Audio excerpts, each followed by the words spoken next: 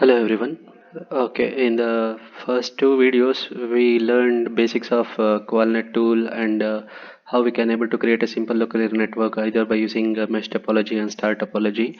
Okay, in the third experiment or experiment number 3 in the lab set is an interesting where we need to interconnect both the local area network and the wireless network. So we shall start how to do this. As I said in the previous videos, go to the file menu option, go with a new experiment, and this is a grid area or a design area where you can place a topology. As I said, okay, let us have a simple local area network which has been connected by using an hub like this.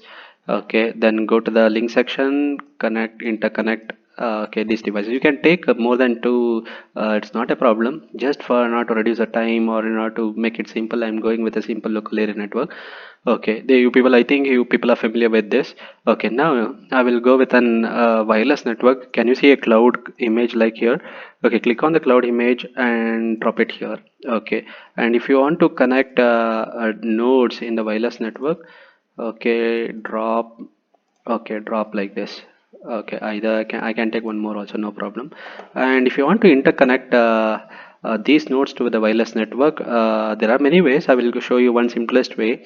Okay, again go to the same point to point link which you have used to connect the nodes in case of local area network. As usual, click the mouse button, start from the one device and end it the other way. See, can you see now this? Can you? I hope you can see the difference visually.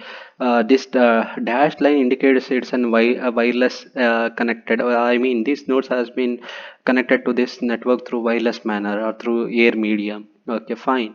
Now, as I said, I want to connect this network, wired network, to an wireless network. So obviously, any one nodes in this network should be connected like this. So now, through this link, a wired network has been connected to the wireless network. And remember, if you click on the right click on the cloud and go to the properties and go to the physical layer and make sure that by default the radio type of that network will be 802.11b, which is an IEEE standard for wireless network. Make sure that the radio type is this, and even in the MAC layer make sure that the MAC protocol that it is using is 802.11, which stands for or which represent Wi-Fi network. So here this is an Wi-Fi network, this is a wired network, and we have connected wired network with an wireless network. After this, take CBR applications, run from node 2 to 3. Means I am running an application from wired network to an wireless network.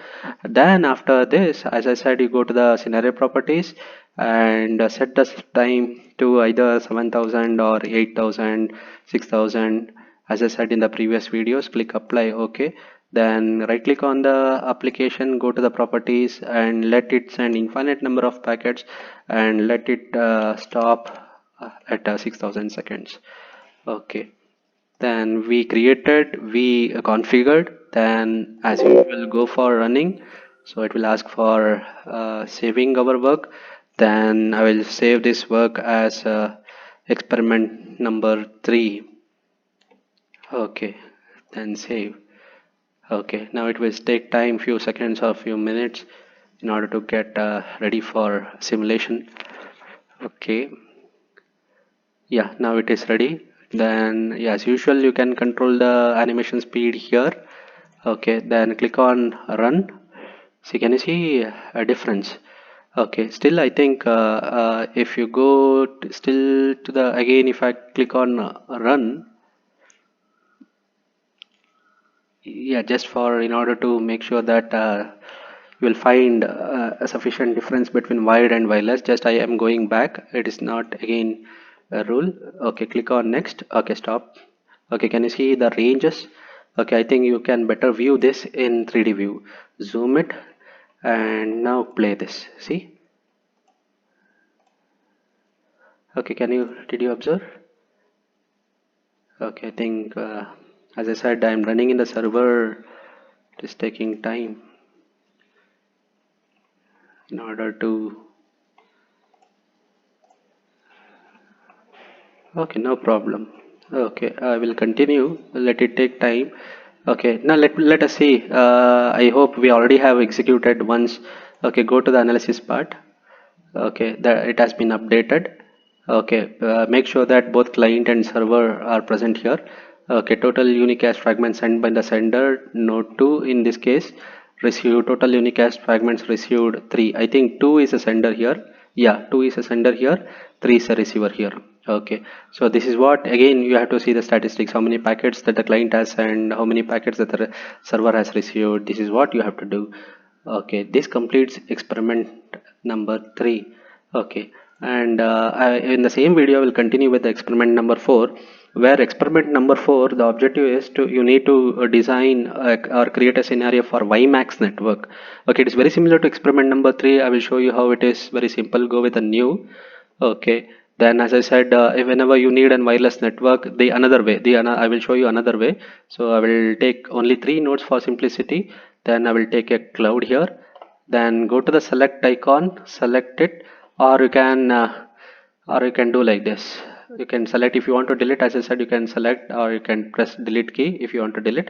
Otherwise, you can connect to this network like this. Okay, and as I said, this is by default it will be an Wi-Fi network, but our aim is we need to design a WiMAX network. WiMAX is bigger than Wi-Fi network.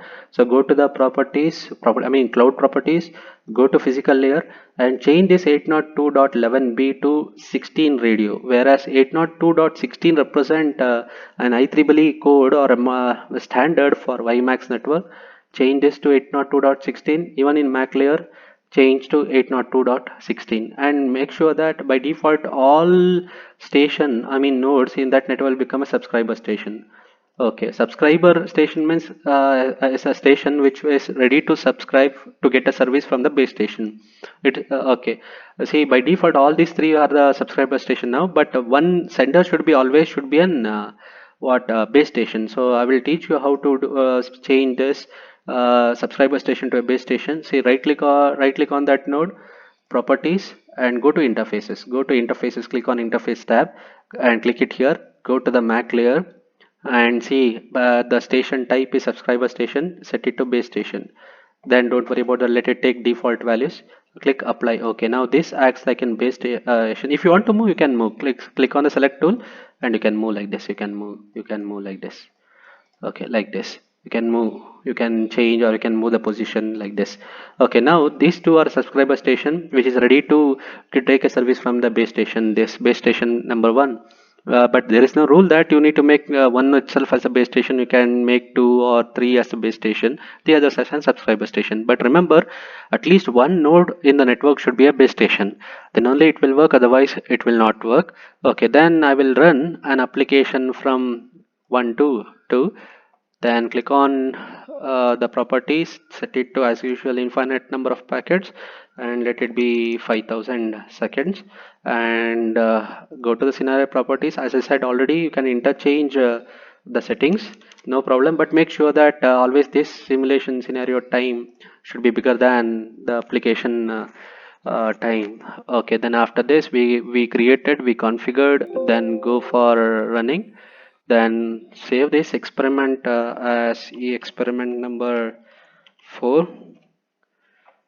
Okay, then as I said, since I'm running in the server mode, it may take a few seconds or minutes. Let us wait. Okay, it has not been. Yeah, now it is ready. Now make it to slow mode, change it to 3D. Okay, now click on run. Okay, now see here, they are interchanging and they are in range. So this is the range of WiMAX network. If this node was outside the range of the base station, then 100% this person can't able to receive any packet sending by this person. This we can able to verify practically when you come to the lab, no problem. Then now it has been executed completely. Go to the analysis part, and as usual you should make sure that both client and server should be there, and you can get client statistics here under client label section, server statics under server section. So this is what you have to do in the 4th experiment.